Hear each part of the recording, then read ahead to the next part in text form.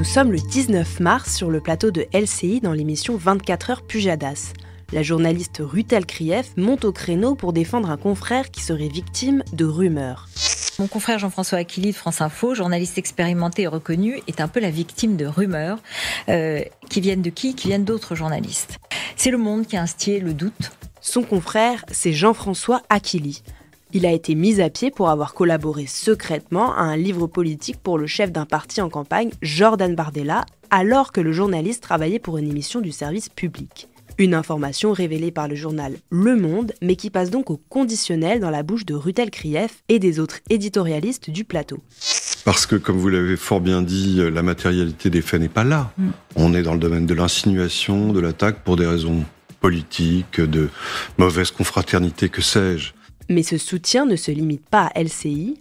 Du Point à Quotidien, en passant par les médias Bolloré, pour Arrêt sur Image, Loris Guémard a analysé cette défense très médiatique. Alors avant de commencer, est-ce que tu peux rappeler qui est Jean-François Aquili ? Jean-François Aquili est un journaliste de France Info, de Radio France au départ, et il présente notamment l'émission Les Informés, ou il présentait plutôt l'émission Les Informés. Les Informés, Jean-François Aquili. Il y avait eu un premier conflit d'intérêts qu'on avait dévoilé, qui concernait le fait qu'il avait reçu à plusieurs reprises sur le plateau des Informés, puisqu'elle était une intervenante régulière, sa compagne actuelle, Chloé Morin. Initialement, ils ne sortaient pas ensemble, ils n'étaient pas en couple. Ils se sont mis en couple alors qu'ils continuaient à l'inviter, à la vouvoyer et à louer de manière flatteuse son ouvrage. C'est dans Les Informés, avec Chloé Morin, politologue associée à la Fondation Jean Jaurès. Nous sommes ensemble jusqu'à 21h. À la fin de cette saison-là, il en a informé la direction de Radio France qui a mis fin à la venue de Chloé Morin sur le plateau des Informés. Et alors, quels sont les arguments avancés dans le cadre de la défense de Jean-François Aquili ? Les arguments des défenseurs de Jean-François Aquili, qu'ils soient journalistes, éditorialistes ou que ce soit Chloé Morin, concernant le livre avec Jordan Bardella, c'est que Jean-François Aquili n'a fait qu'avoir des échanges informels autour de son ouvrage, destiné à convaincre Jordan Bardella de faire un livre d'entretien, c'est-à-dire un travail journalistique, qui est déjà assez peu commun. C'est assez rare que les journalistes fassent des livres d'entretien avec des responsables politiques en poste. Ce sont des éléments qui vont revenir en boucle, c'est-à-dire il n'y a pas de contrat avec Jordan Bardella pour le livre, il n'y a pas de sujet, il n'y a pas d'affaires. Les informations du Monde sont incertaines, c'était un livre d'entretien. Rutel Krief étant peut-être le cas qui est devenu le plus viral, puisqu'elle évoque à plusieurs reprises sur le plateau de David Pujadas des rumeurs, elle dit qu'il n'y a pas d'affaire Aquili, qu'il ne faisait que lui parler. Alors auprès de moi, Ariane Chemin, donc la co-autrice de l'article du Monde, déplore que Rutel Krief n'ait pas pris la peine de l'appeler avant sa chronique, bien que Rutel Krief elle-même ne cesse de dénoncer la faiblesse journalistique de l'article d'Ariane Chemin, qui pourtant est à l'affirmatif, puisque ce qu'elle écrit, c'est que selon ses informations, à minima, jusqu'à très récemment avant son article, le journaliste de France Info travaillait encore et échanger à propos de son livre avec Jordan Bardella.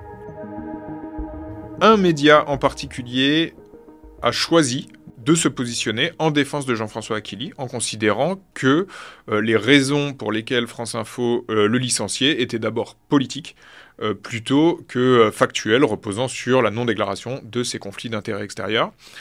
C'est Le Point. Le Point, outre 3 articles donc, de ce journaliste qui est Olivier Hubertali, qui a fait en fait 2 articles et une interview de Chloé Morin, il a aussi publié un édito qui s'appelle Parti pris, donc voilà, au moins le message est clair, il assume son positionnement éditorial.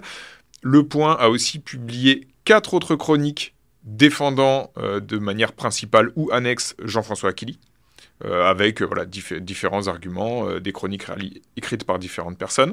C'est de très loin le média qui en a le plus fait pour défendre Jean-François Aquili, média qui par ailleurs assume son positionnement éditorial. Les médias Bolloré se sont saisis de l'opportunité de taper sur le service public, en l'occurrence France Info, et au passage de défendre Jordan Bardella et le fait de faire une interview avec lui. Pour les médias Bolloré, ce serait évidemment une très bonne nouvelle. Tout ce qui normalise l'extrême droite est une très bonne nouvelle vue des médias Bolloré.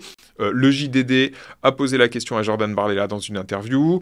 Cyril Hanouna et Pascal Praud ont défendu la perspective et le récit politique autour de ce licenciement, c'est-à-dire que en fait, Jean-François Aquili serait puni parce qu'il a parlé au Rassemblement national et uniquement pour ça. C'est vraiment le point de vue des médias Bolloré qui, en l'occurrence, se confond partiellement avec celui de Chloé Morin. Chloé Morin a toujours défendu qu'elle était une femme de gauche.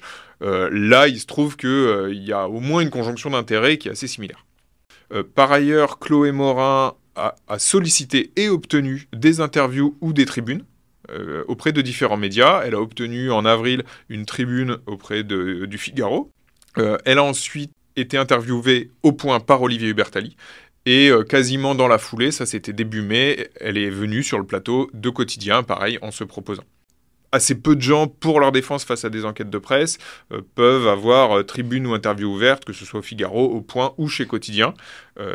Elle n'est pas la seule, mais c'est quand même relativement rare. Et en tout cas, ça témoigne d'un certain poids médiatique que nous, on considère important à Arrêt sur Image. Ariane Chemin, elle a l'impression que le récit en défense de Jean-François Aquili, finalement, est un peu ce qui a été dominant dans toute cette séquence médiatique. Et elle, ça l'étonne beaucoup. Elle n'est pas parfaite, mais elle est assez chevronnée au monde. Ça fait quand même longtemps qu'elle publie des enquêtes.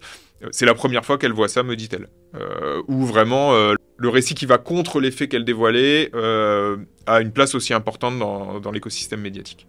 Pour elle, on est dans un moment de post-vérité. À la mi-avril, Libération et Télérama révèlent un certain mélange des genres pratiqué par Jean-François Aquili. Selon eux, ce dernier a dispensé des cours de média training à des patrons d'entreprise. Libération a échangé avec des salariés et anciens associés de l'agence Tilder qui se faisait une spécialité de ce type de choses. Le média training permet à ces grands patrons d'être plus à l'aise quand ils sont face, on va dire, à des journalistes en exercice dans des médias lors d'interviews officielles. Dans ce cas-là, Jean-François Aquili jouait le rôle du journaliste. Plusieurs patrons sont nommés par Libération, un en particulier, celui de Franprix. Concernant Radio France, il y avait eu un scandale l'année dernière à ce propos, et aujourd'hui, c'est quelque chose qui n'est plus du tout accepté. Et du côté de France Info, comment ont été reçues ces accusations ? Est-ce que Aquili a été soutenu ?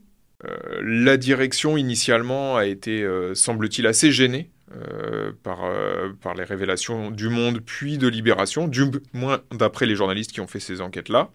Et elle s'appuie aujourd'hui pour son licenciement, selon Jean-François Aquili et Chloé Morin, qui portent un peu sa voix, sur essentiellement les éléments qui ont été soulevés par Le Monde, par Libération et par Télérama, qui sont les 3 enquêtes de presse qui seraient citées dans le courrier de licenciement. Concernant les rédactions de Radio France et les autres journalistes, en réalité, Jean-François Aquili n'a pas été soutenu. La Société des journalistes n'a pas défendu Jean-François Aquili. Elle a au contraire envoyé un communiqué interne après l'enquête du Monde pour dire que si les faits révélés par Le Monde s'avéraient exacts, c'était extrêmement problématique. Le 24 mai, le journaliste de France Info sort du silence et dénonce son licenciement qu'il qualifie de politique dans le Figaro Magazine. Concernant son projet de livre avec Jordan Bardella, Aquili affirme n'avoir rien fait qui puisse constituer un conflit d'intérêts. Il a notamment expliqué que donner son avis sur des ébauches ne constituait pas une collaboration. Il ne conteste pas les informations de Libération et de Télérama à propos de ses activités de média training, mais il a critiqué le timing et la manière dont les accusations ont été révélées. Il y voit une tentative de ternir sa réputation. Et on n'aura pas encore le fin mot de l'histoire puisqu'Aquili a annoncé vouloir porter l'affaire au prud'homme. Vous venez d'écouter Dérush, le podcast de la rédaction d'Arrêt sur Image, et cette semaine, nous avons dérushé l'article Jean-François Aquili, une défense très médiatique, signé Loris Guémard, à découvrir en intégralité sur arrêtsurimage.net.